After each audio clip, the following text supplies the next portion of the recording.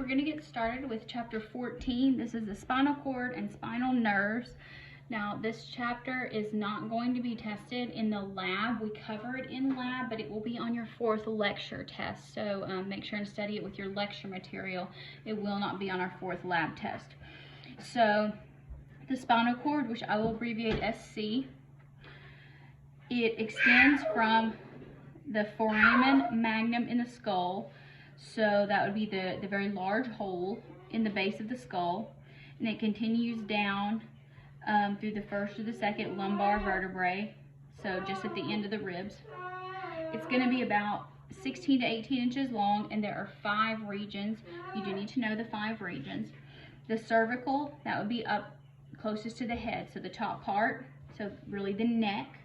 Then you have the thoracic. Then you have the lumbar. Then you have the sacral. And then you have the coccygeal, or that's coccyx is the singular there. So the spinal cord actually ends at the first lumbar vertebrae, but the nerves go ahead and continue down, and they exit at their proper place, which again I'll talk to you about that, and we'll talk about when we do the bones. So once the spinal cord ends at L1, the rest of these nerves kind of fan out in what is called the cauda equina, because it looks a lot like a horse's tail. It just kind of fans out there. So let's take a look here and show you what I'm talking about. So this here is the entire spinal column. So here is the foramen magnum. There's the base of the brain. So here we are in the neck.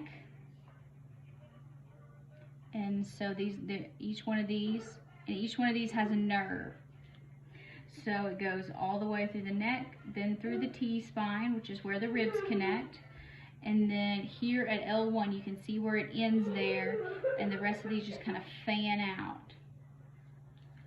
And it goes all the way through the 5 lumbar, the 5 sacral, and then there's 1 coccyx. Now, how is tissue arranged in the spinal cord? You have gray matter and you have white matter. So the inside the spinal cord, you have gray matter. So gray matter, which if you remember from when we talked about nerve tissue, this is going to be a lot of the cell bodies. So the soma, so the cell bodies mostly make up the gray matter. So you could say nuclei or somas, cell bodies. And then on the outside, you have what is known as white matter. And this is going to be mostly the axons, and they have that white myelin sheath. Myelin. So they're myelinated. So they have that myelinated sheath. So then sometimes they're called tracts. Now, here is a figure. And again, we'll talk more about this, but so here on the inside, this is the gray matter. It looks like a butterfly. So this is a lot of the cell bodies, and then the white matter is a little bit lighter on the outside of the butterfly. Now, the spinal cord gets larger, so wider, in 2 particular areas. The first one is the cervical enlargement, and that's going to be, up in the spine, and it needs to get larger because that is what supplies nerve signals to the arms. So obviously there's a lot of nerve and movement control in the arms, so you're gonna have a denser cord of axons coming out there. And then you also have the lumbosacral enlargement. So that's going to be the base of the spine, so the lumbar region going into the sacral, and that's what's actually going to provide the nerves for the legs. So there's important parts there. Now, moving on, so let's talk about protection and support. Just like the brain, the spinal cord is very, very fragile, so it needs to be protected. You know, we said that nerves, they don't regenerate, you know, they're not going to undergo mitosis, so it's very important for us to protect them and make sure that they don't get damaged. So the spinal cord is protected by bones. Those are going to be the vertebrae. And then there also is something called the epidural space. And this goes between the bones and the dura mater part, which again, I'll talk about that. So epidural, so above the dura there. This is where they'll put in an epidural block. So for childbirth or certain surgeries, it goes there. So in the epidural space, that has some connective tissue, blood vessels, and it also has a little bit of fat. So there's just some cushion there. And then here's where you can inject epidural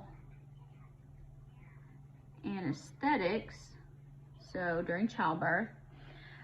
And it's important that you only go in this space, because if you go too far, you'll hit the needle, hit the spinal cord, and that's really bad news bears. So it takes a lot of skill to place those.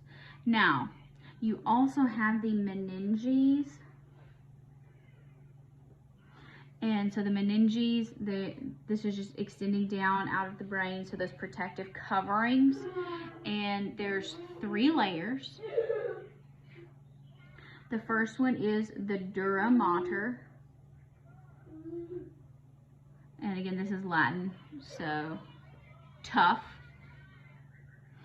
And next, you have the Arachnoid mater and the Subarachnoid. So under this space, under the Arachnoid mater, that is where the CSF is. So there's going to be some cushion there. You may have heard of somebody who has like a subarachnoid hemorrhage. So this is bleeding in the brain that's under this layer.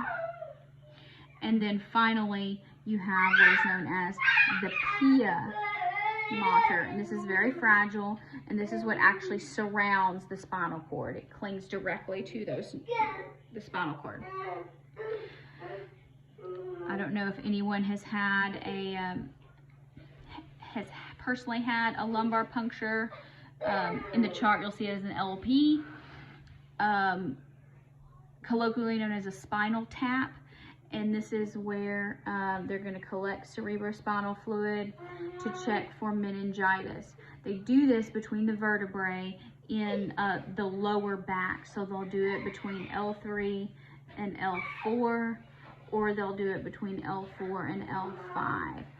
So the patient will lay on their side, and they'll kind of curl up like they're going to do a cannonball to really try to open up that space. They'll inject a big large needle, but the patient can't see it, and then they'll pull that out. But why do we do it in this particular region?